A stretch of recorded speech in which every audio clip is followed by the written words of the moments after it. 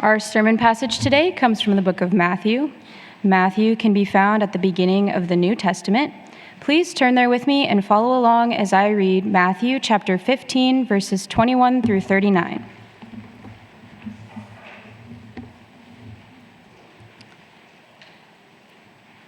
And Jesus went away from there and withdrew to the district of Tyre and Sidon. And behold, a Canaanite woman from that region came out and was crying, "Have mercy on me, O Lord, Son of David. My daughter is severely oppressed by a demon." But he did not answer her a word. And his disciples came and begged him, saying, "Send her away, for she is crying out after us." He answered, "I was sent only to the lost sheep of the house of Israel." But she came and knelt before him, saying, "Lord, help me." And he answered, "It is not right to take the children's bread and throw it to the dogs." She said, "Yes, Lord, yet even the dogs eat the crumbs that fall from their master's table." Then Jesus answered her, "O woman, great is your faith. Be it done for you as you desire." And her daughter was healed instantly. Jesus went on from there and walked beside the Sea of Galilee. And he went up on the mountain and sat down there. And great crowds came to him, bringing with them the lame, the blind, the crippled, the mute, and many others.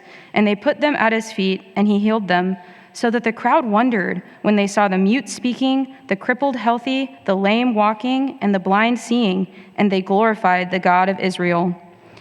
Then Jesus called his disciples to him and said, "I have compassion on the crowd, because they have been with me now 3 days and have nothing to eat. And I am unwilling to send them away hungry, lest they faint on the way."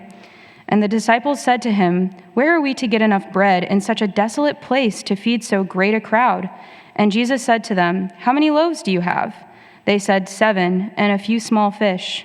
And directing the crowd to sit down on the ground, he took the 7 loaves and the fish, and having given thanks, he broke them and gave them to the disciples, and the disciples gave them to the crowds.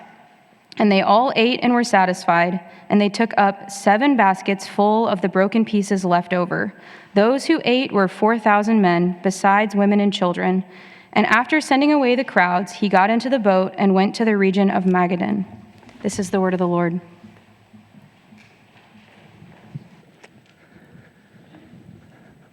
Well, thank you, Ellie. Well, this morning we continue our sermon series in the book of Matthew. And as we do, we're going to dive into this passage that Ellie just read here in chapter 15, verses 21 through 39. And we've mentioned this as elders a couple different times over the last couple weeks or few weeks. But last weekend, we had our annual elder retreat. And I know we call it a retreat and kind of a laughing joke. It's not a retreat. It's more like a 2-day-long elder meeting in which we kind of plan for next year, 2026, and just spend some time just assessing kind of where we are in the life of our church. And so we began this elder retreat with giving each elder a stack of sticky notes.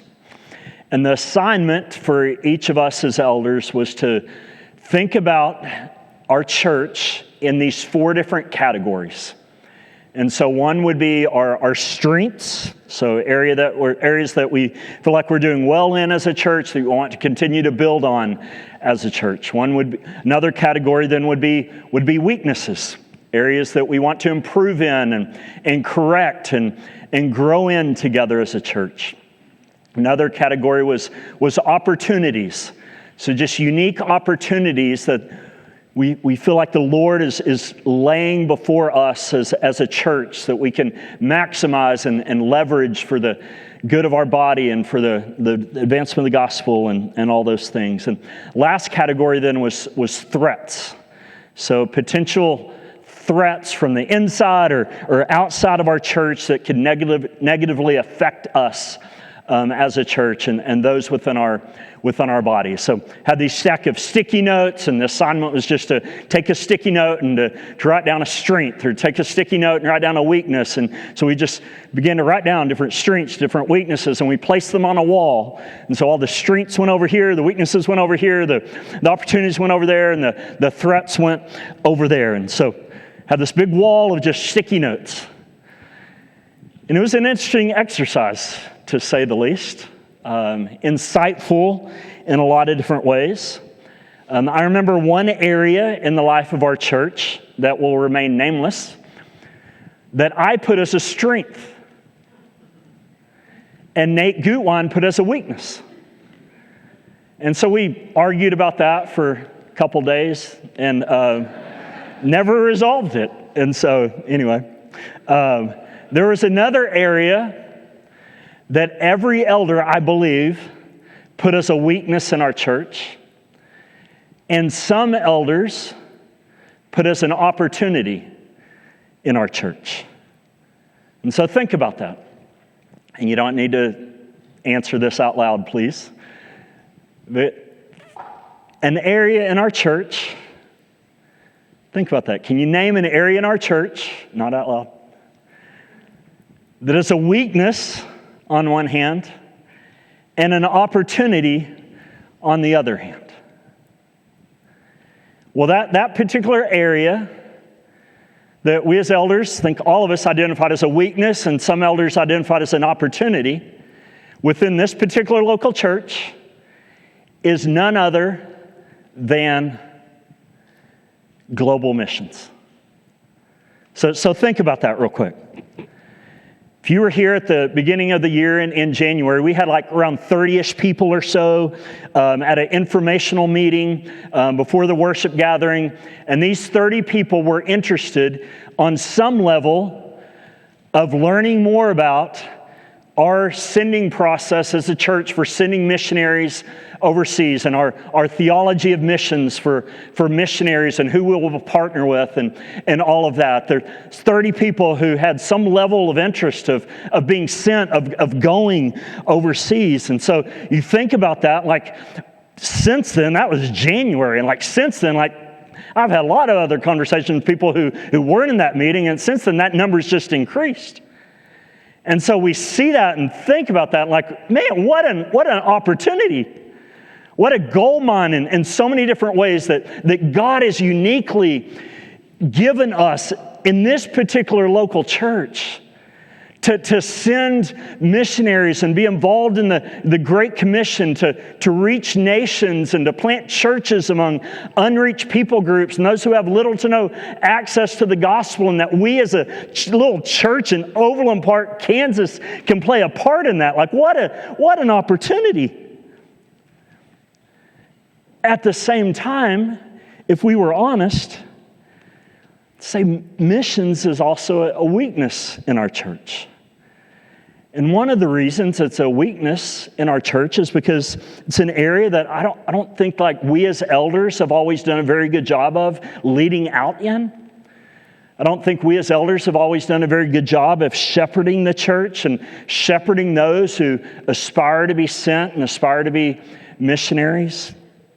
In many ways, even now, there's confusion about who will send as a missionary, who will partner with as missionaries, what our sending process is. Even now, there's a lack of clarity when it comes to just what our theology of missions is, what our understanding, what the task of a missionary is, what kind of churches that we want to send people to plant overseas, and a whole host of other questions. And so then, one of our major priorities when it comes to 2026, this upcoming year, is to do a better job just as elders when it comes to defining all of these things that I just mentioned and answering all of these questions in a more precise, detailed sort of way that it serves those who aspire to be sent as missionaries. And one of the reasons, though, that we want to do that is because of the opportunity that God has given to us as a church. And we don't want to squander that opportunity. We don't want to waste that opportunity. Instead, we want to faithfully lead our church to be a missionary sending base that identifies and assesses and trains and sends and support missionaries from our church, and to be able to send them among all the nations in the world. All of that then begs this question. Why? Why? Like, why should we as a church care about global missions? Like, why should we care about the nations? Why should we prioritize? Why should we sacrifice? Why should we be concerned about unreached, unengaged people groups and places around the world that have little to no access to the gospel? Like, why should we care about and be concerned about planting churches in places where there's no churches? And not only that, but let's even get even more specific and even more personal here. Like, why should those who aren't missionaries, why should those here this morning who have no plans of buying a plane ticket, selling all your stuff, and moving overseas to be a missionary? Like, why should stay-at-home moms, electricians, engineers, teachers, and just fill in the blank care about and be concerned about global missions and all these things that I just mentioned? Why? Well, that's what we're going to see within our passage here this morning. So what we're going to see in these three different stories, these three different accounts, these three different miracles, what these three different accounts and miracles are going to do is that they're going to explain to us the why of missions. They're going to explain to us why every single Christian, why every single follower of Jesus is to be a global Christian. Now that doesn't mean that every Christian is to be a missionary, but it does mean that every Christian is to be concerned about and care about global missions. It does mean that every single Christian and follower of Jesus is to be concerned about and care about and actively and sacrificially involved in seeking to play a part in reaching the nations with the gospel for the glory of Jesus. And that's what these three miracle stories that we're going to see here in our passage this morning are here to teach us and show us. And as we see all this, as these stories teach us the why of missions, I pray that they would fuel inside of us, of all of us, like no matter who you are, a desire and an intentionality to be more proactively and sacrificially engaged in helping the nations come to worship King Jesus. And so then that's where we're headed in our time together this morning. So let's dive in to these three astonishing miracles. And the first miracle we're going to see is this. It's that Jesus is going to heal a Canaanite woman's daughter. So what we see in verse 21. Look there with me at verse 21. Matthew writes this. He says in verse 21, "And Jesus went away from there and withdrew to the district of Tyre and Sidon." So then you read that, and at first glance it might not seem like it, but that verse is huge in the book of Matthew. And the reason it's huge in the book of Matthew is because there's a huge shift that is occurring in Jesus' ministry in verse 21 here. And this shift occurs in this change of geography. If you notice here in verse 21, Matthew says that Jesus went away from there and withdrew to the district of Tyre and Sidon. And so then it's really important to understand where there is and to understand where Tyre and Sidon are. And so the word there here in verse 21 is a reference to Galilee. And the reason that's significant is because Galilee is Jewish territory. It's where Jesus has been doing 98% of his ministry, starting all the way back, if you remember, in Matthew chapter 4. That most of his teachings, most of his miracles, most of his healings, most of his parables, all of those things were happening in the Jewish territory of Galilee. But if you remember, as we've seen over the last few chapters, while Jesus is doing all his ministry in Jewish territory of Galilee, there's been this growing intensity and growing opposition against Jesus. This growing opposition against Jesus, particularly by the Jewish religious leaders and the Jewish political leaders in Galilee. And so they've heard Jesus' teachings. They've witnessed his miracles. They've seen it with their own eyes. But instead of recognizing that all of these teachings and all of these miracles point to the fact that he's the promised Messiah that God had promised to come from the Old Testament, they don't realize that they're clueless. And instead, if you remember all the way back in chapter 12, they attribute, the Jewish religious leaders, the Pharisees, attribute all the miracles that Jesus is doing. They don't see those miracles and say, oh, this is the one who was promised from the Old Testament. They see these miracles and say, he's doing all those by the power of the prince of demons. And because of that, they're offended by him. And if you remember, they want to destroy him. They want to kill him. And that opposition has been intensifying and growing until we get to verse 21 here in chapter 15. And this major shift. And Jesus goes from there, the Jewish territory, and he withdraws to the district of Tyre and Sidon. And you're like, what? Okay, where is that? Tyre and Sidon are in Gentile territory. If you know your Old Testament, they're evil, wicked, unclean, pagan Gentile cities that the Pharisees, the religious leaders, Jewish religious leaders, would avoid traveling into because they were unclean territory and they thought they would be defiled if they went there. But in verse 22 then, look who the first person is that Jesus encounters as he enters into this unclean, pagan, evil, wicked Gentile territory. Look at verse 22. And behold, a Canaanite woman from that region came out. And so then what do we know about the Canaanites? Again, go back to the Old Testament. The Canaanites were the arch enemies of Israel.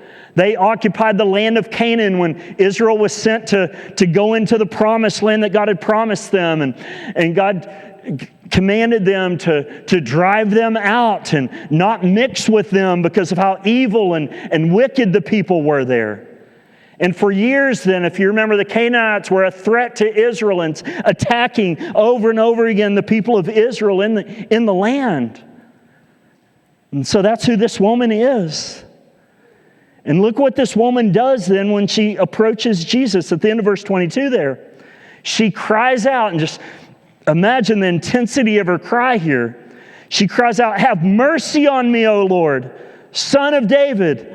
My daughter is severely oppressed by a demon." And so Matthew's readers, if they were reading this, their jaws would have dropped at this point. Like, think about it. This Gentile Canaanite woman, who is a descendant of one of Israel's ancient enemies, has more understanding of who Jesus is than the Jewish religious leaders of Jesus' day, namely the Pharisees. Like, she knows, she confesses that Jesus is none other than the Son of David. Like, she knows that he's the one that God promised that would come as the Messiah, King from the line of David, who would reign as king forever and usher in a kingdom that would have no end, a kingdom of peace and justice and righteousness.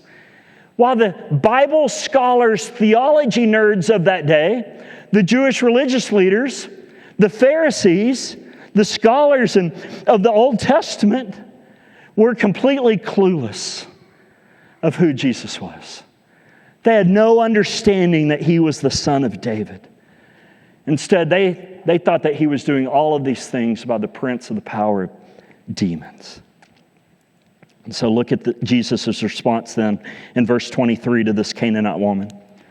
It says, "But he did not answer her a word.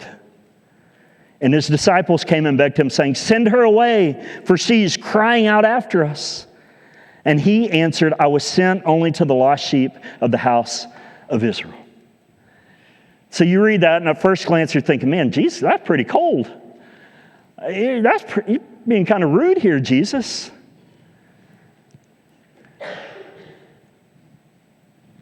Part of that might be true, but that's not the full story. That's not necessarily the case here. Instead, as the Messiah that was promised to come from the line of David, that God had promised, Jesus is carrying out his mission here. And that mission had an order and it had a priority. And the order and the priority was Israel first. That if you remember, just like Jesus sent his disciples all the way back in Matthew chapter 10 to only go to the lost sheep of Israel, not to the Samaritans and to the Gentiles. Well, in chapter 15, Jesus is doing the exact same thing here. But if you look here, Jesus' words here, they didn't deter this Canaanite woman. Look at how she responds in verse 25. It says, but she came and knelt before him saying, Lord, help me. In other words, she won't take no for an answer. She's persistent. Then look what Jesus tells her in verse 26. And Jesus answered, it is not right to take the children's bread and to throw it to the dogs. In other words, do you see what he's saying here? He's saying it's not right to take the ministry, the healings that are meant for Israel, the children, and to give it to the Gentiles, the dogs. It's what Jews would have called Gentiles back in the day. They would have called them dogs. But the word dog here isn't a reference to a wild, savage sort of dog. And so the word dog here would have been referenced like a puppy dog. A puppy dog, like a house dog that would lie under the table and eat the crumbs. And so look at verse 27, how this Canaanite woman responds. She said, yes, Lord, yet even the dogs eat the crumbs that fall from their master's table. In other words, she's saying, Jesus, just keep on feeding the children. Keep on feeding Israel. But while you're doing that, can you let like a crumb or two just fall on us Gentiles? Can we just eat a crumb or two? In other words, keep on healing Israel. But can you let a few of those healing crumbs fall on us Gentiles too? Can you heal just a few of us Gentiles while you're busy healing all these people from Israel? And look how Jesus responds in verse 28. Then Jesus answered her, "O woman, great is your faith." He commends her faith. He's astonished by her faith. Then he says this, "Let it be done for you as you desire." And her daughter was healed instantly.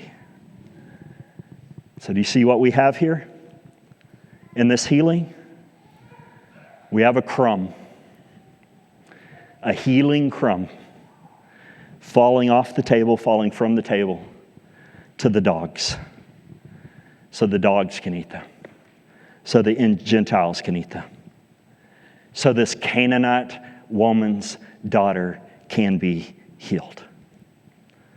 So keep that all in mind. That's the first miracle Jesus does here. Second miracle he does here is in verses 29 through 31.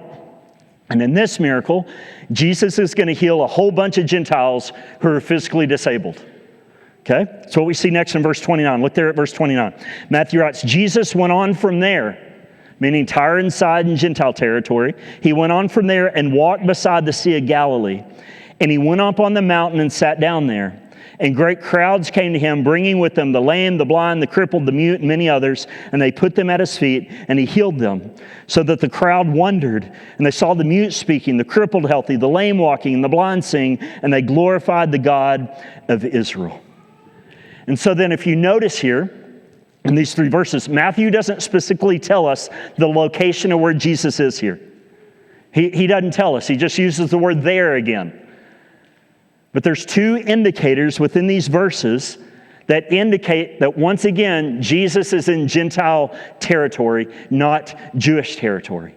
And one of the reasons we know that is because in the parallel account in Mark's gospel, in Mark chapter 7, verse 31, Mark tells us that Jesus is in the area of the Decapolis. And the area of the Decapolis would have been Gentile territory.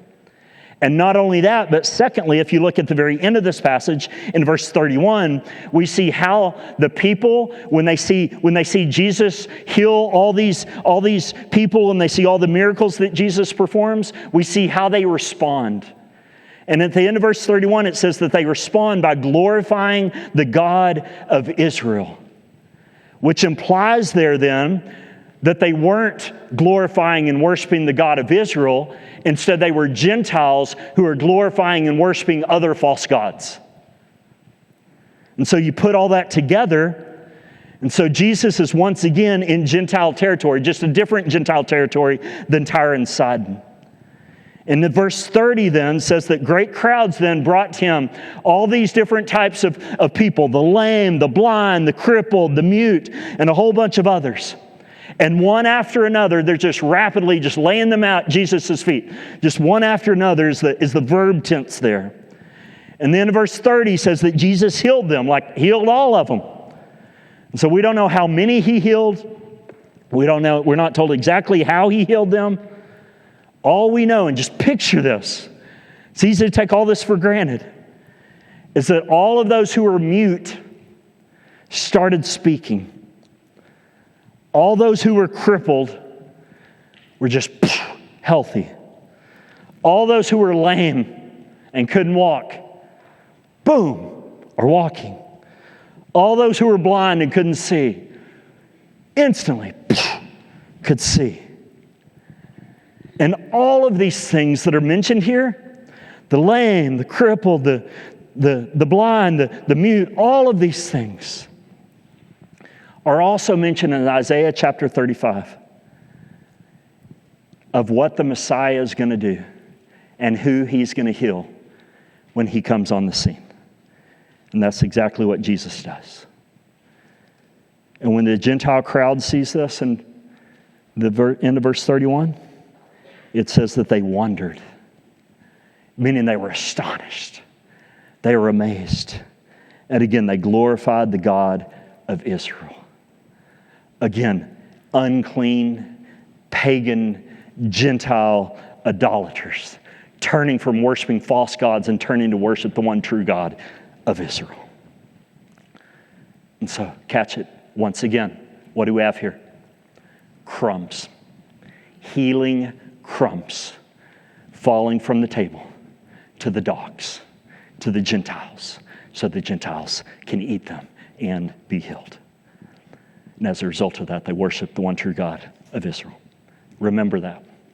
Third astonishing miracle we see then is Jesus' feeding of the 4,000. His feeding of the 4,000. Look at verse 32 with me. Matthew writes, "Then Jesus called his disciples to him and said, I have compassion on the crowd because they have been with me now 3 days and have nothing to eat. And I'm unwilling to send them away hungry, lest they faint on the way. And the disciples said to him, Where are we to get enough bread in such a desolate place to feed so great a crowd? And Jesus said to them, How many loaves do you have? And they said, 7 and a few small fish. And directing the crowd to sit down on the ground, he took the 7 loaves and the fish, and having given thanks, he broke them and gave them to the disciples. And the disciples gave them to the crowds. And they all ate and were satisfied. And they took up 7 baskets full of the broken pieces left over. Those who ate were 4,000 men, besides women and children. And after sending away the crowds, he got into the boat and went to the region of Magadan." So you read this, right? You hear this again. And you're like, John, weren't you up here like a couple weeks ago basically preaching the same passage? Haven't we seen this already? And I'm like, yeah, you kind of, sort of have. Remember, a couple weeks ago, back in Matthew chapter 14, we saw Jesus feed not the 4,000, but the 5,000, along with women and children. One chapter later, chapter 15, now we see another miraculous feeding account, not of 5,000, but of 4,000. So you read that, and that should cause you to scratch your head. And the question it should cause you to ask is why? Why is he repeating basically the same story? Why is this here? Because this can't just be a coincidence that he just put this in. Why is this here? Why does he feed 5,000 just a few verses earlier? And then a few verses later, he's feeding 4,000 once again. Didn't we learn the story and the point already back then? Why? Why are these two stories so closely connected together? Well, here's why. When Jesus fed the 5,000 in Matthew 14, those were 5,000 Jews. When Jesus feeds the 4,000 here in Matthew 15, those are 4,000 Gentiles. And the reason that we know that is because, once again, where this is occurring, it's occurring in the same exact location that the healings occurred that we just saw in verses 29 through 31 in the area of the Decapolis and in Gentile territory. And not only that, but if you look at the word baskets there in verse 37, that specific word for baskets in Matthew chapter 15, verse 37, is the word for baskets that Gentiles would have used.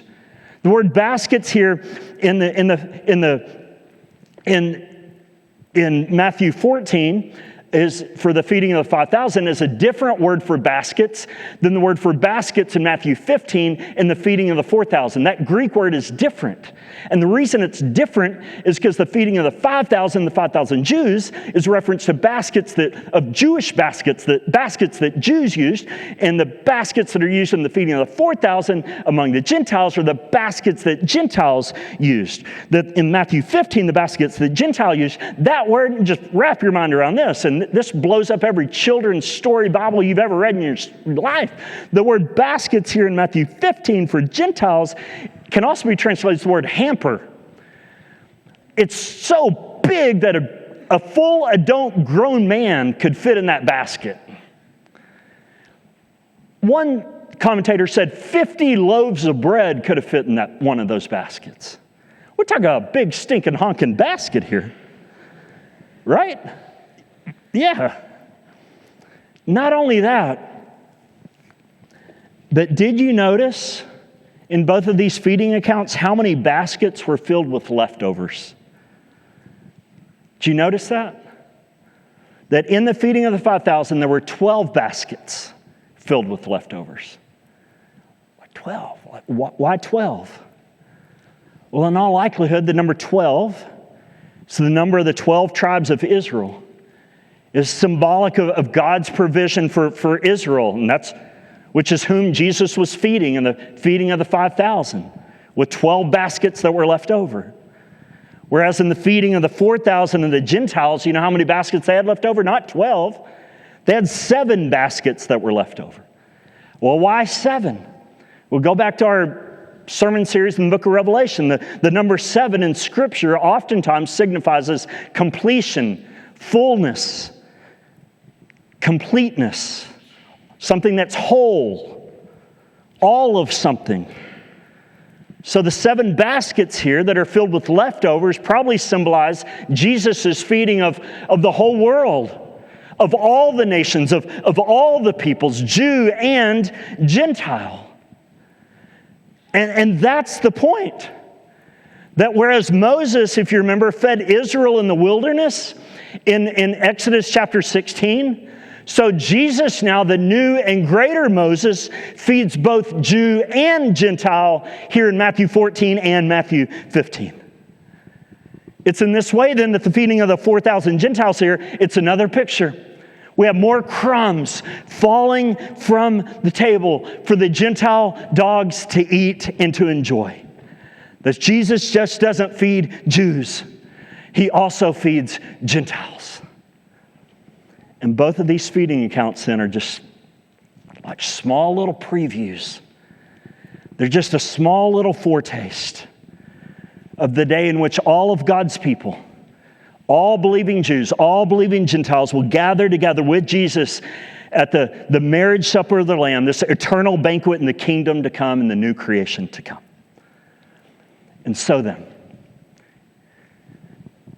3 astonishing miracles. Which then begs this question, okay, what's the point? Those are the miracles. What's the point?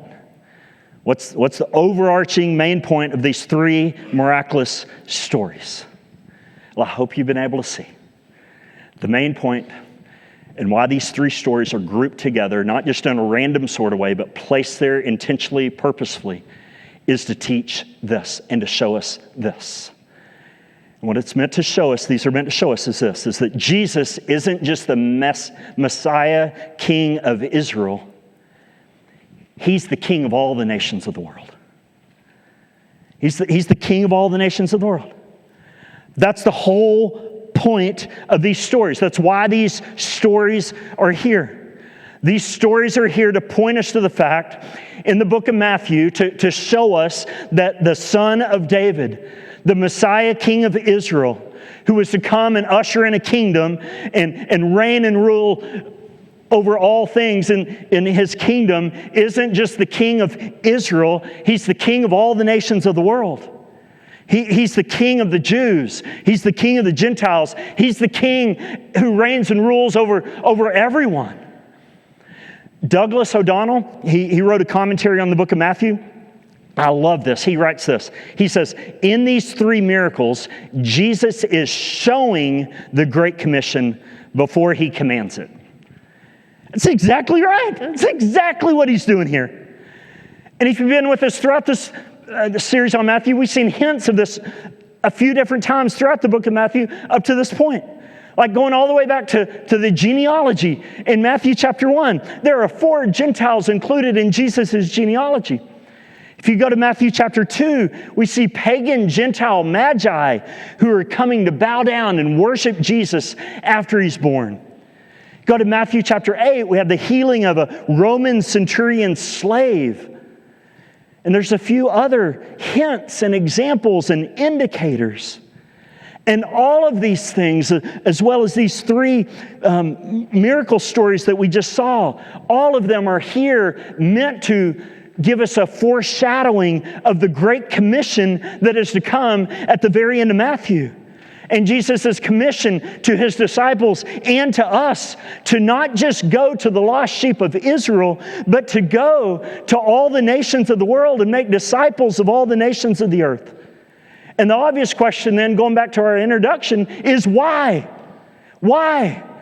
Here's why. Because Jesus' kingdom, his rule, his reign doesn't just encompass one little piece of land in the Middle East and one little nation called Israel.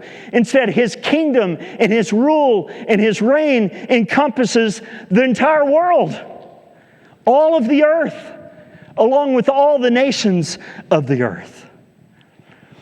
And so then if that's true, if that point is true, and if that's the point of these 3 miraculous stories, then what's the implication and application of that for our lives today? What difference should that make? If Jesus just isn't the King of Israel, but the King of all the nations of the world, then how should every Christian in this room respond? Well, in at least 2 ways. 2 practical applications, and we'll end with these. First, and this is for those who are here, and you may not be a Christian. Or for those that are here, and you may think you're a Christian, but your life doesn't give evidence of it. So if that's you this morning, then you sat through this, I don't know how long we've been going, 35, 40-minute sermon up to this point. Like, what do you do with this? What's any of this have to do with you? Here's the application for your life. It's this. If this is who Jesus is, then you should bow your knee to Jesus as King. You should bow your knee and worship and give your allegiance to Jesus as King, because that's who he is. In other words, these 3 miracle stories we saw this morning, they're not just like fairy tales. They're not just like make-believe stories that we're just entertaining ourselves with. Instead, there really is a king who reigns and rules over this entire earth and over every nation and over every person in this world. and who is therefore deserving of the worship, the allegiance, and the obedience, and the glad submission of all peoples and all nations in this world. And that King's name is none other than Jesus. And as we've seen all the way throughout this book of Matthew, Jesus came the first time, but he's coming again. There is a day in which he's coming again. And when he comes again, the King is going to come to consummate his kingdom on this earth finally and fully and completely.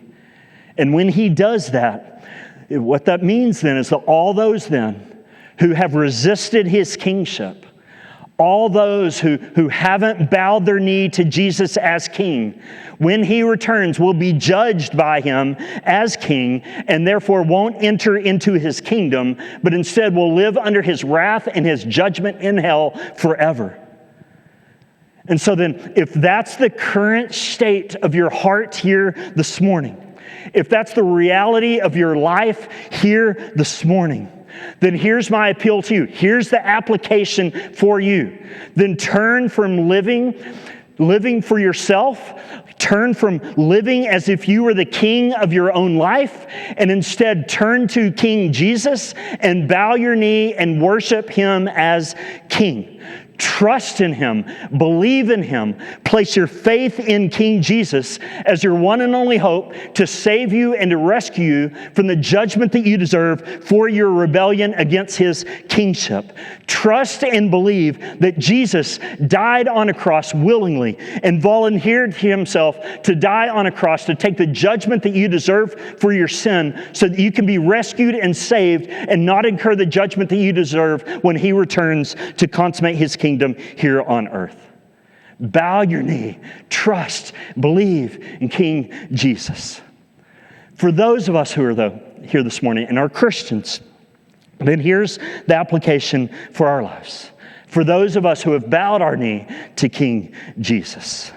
And the application is this, is that if Jesus isn't just the King of Israel, but if he really is the King of all the nations of the world and deserving of all the worship and the allegiance of all the nations of the world, then that means that we should be actively involved in helping to reach the nations for Jesus.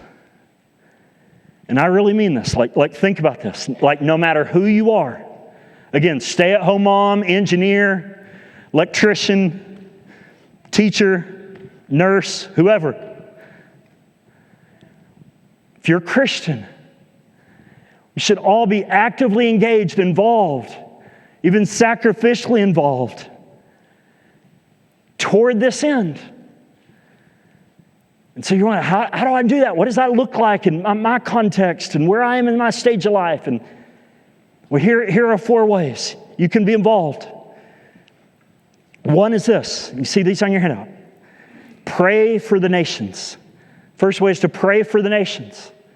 Like this makes sense. Anybody and everybody can do this. But if Jesus rules and reigns over all the nations, if he is deserving the worship and the allegiance of all the nations of the world, then we all need to be praying that would be so. That would be a reality. And we need to be praying for missionaries that we send. We need to be praying that God would raise up more missionaries to be sent to the nations. And so this is an area I think we can grow in even more and more as a church. I think especially on Sunday mornings, like we have certain ideas about how we can begin to pray more intentionally for nations and unreached people groups of the world on Sunday morning more than we do right now. Like I'm so thankful for Andrew and Amber Barraclough. They have a prayer night once a month for the nations. And so if you're interested in that, send it out primarily in the email newsletter and gives you the date and the time and who they're going to be praying for that month. Praying for different nations, different people groups. And so encouraged by that. So be a part of that. There are also helpful apps and websites like the Joshua Project and Operation World and the Radical website, and they'll help you know just how to pray for specific nations and people groups of the world. And so let's do that. Let's imagine that. Let's all be involved in consistently and regularly praying for the nations. The second way we can be involved is giving to reach the nations. That as we have planned our budget, we're going to propose that coming up, but for next year in 2026, I think there's right around 15% of our church budget is designated for, and it's right around that number, so don't hold me precisely to that number, is right, for global disciple-making efforts. And so it's good, but man, I wish that number was a whole lot higher. So that number was a whole lot higher. And I think that's an area that we as elders, I think that's an area that we as a church can be involved in and working together to increase that percentage of what goes toward the nations. That's where we are right now, though, and are proposing for next year. So just know 15% of every dollar you give to this church goes toward global disciple-making efforts. You can also give directly to missionaries that we've sent or missionaries that you know and personally support them that way. So just think about it. Like, I know you know, but sacrificial, like what would this look like to help maybe go through your own personal budget, minimize your own personal expenses, to free up money to be able to give to reach the nations?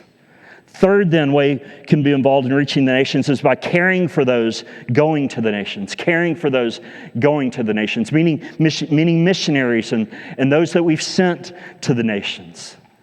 So text them, email them, call them, send care packages to them.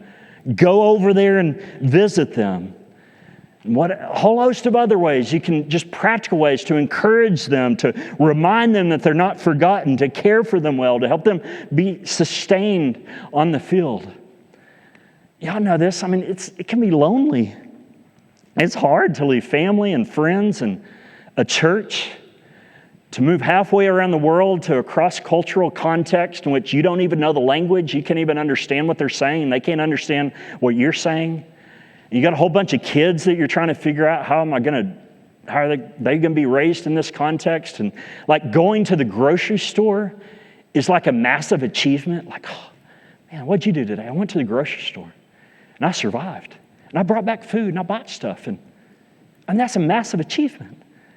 And in the midst of that, you're asked to evangelize and disciple people who come to faith and plant a church. Like that's a miracle. That a church could be planted in that sort of context. It's hard, so let's not just send people, but let's care for them well and help them to be sustained while they're on the field. And then fourth and finally, and this isn't for everybody, but we can go to the nations.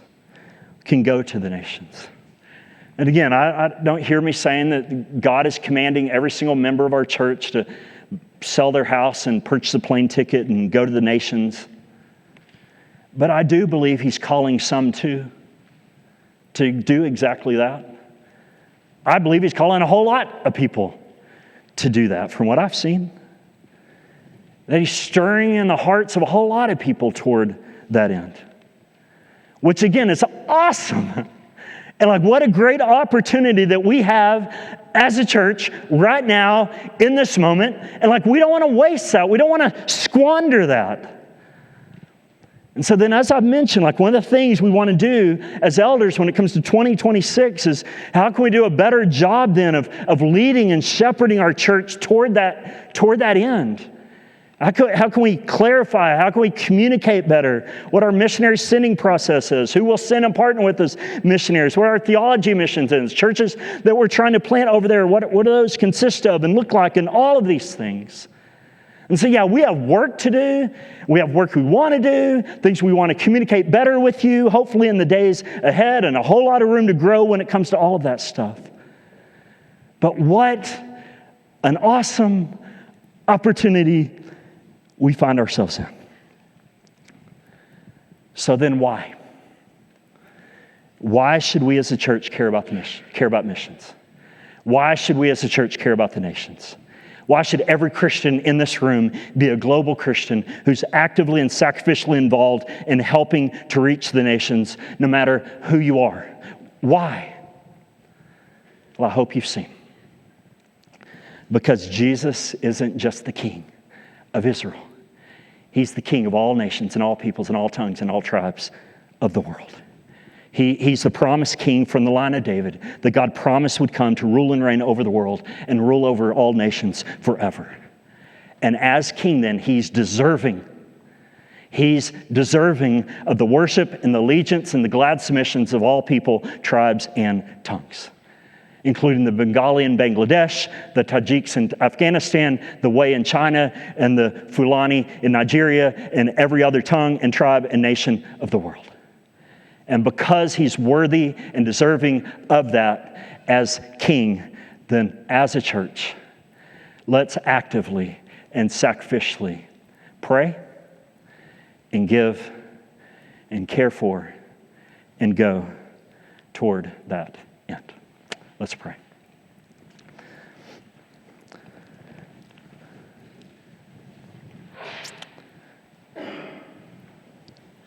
Lord, we thank you for Jesus, particularly as a room full of Gentiles who are just little dogs under the table. Thank you that you allowed crumbs to fall to us. Crumbs of the gospel to fall upon us. That we would be saved, that we would be rescued, that we would be redeemed, that we would be adopted as children of the King. And as those who've been adopted as children of the King, we fall under the commission that the King has given. The commission that the King has sent us out on. The same crumbs that we devoured and that saved us. We have been commissioned with those same crumbs to go out and to make disciples of all the nations of the earth. And so, God, I pray that you would help us to better do that as a church. You'd help us to better communicate as elders, to be able to shepherd as elders, to be able to lead as elders, to better identify and assess and equip and all those things. And God, I pray for those in our church who have a desire and aspiration to be sent. God, I pray that we would work well together toward that end. Because we know that King Jesus deserves and is the rightful King of all people and deserves the allegiance and the glad submission, obedience, and worship of all peoples and tongues and tribes. So, Lord, help us to go, to pray, to give, to care for, and to go toward that end. And we pray all this in Jesus' name. Amen.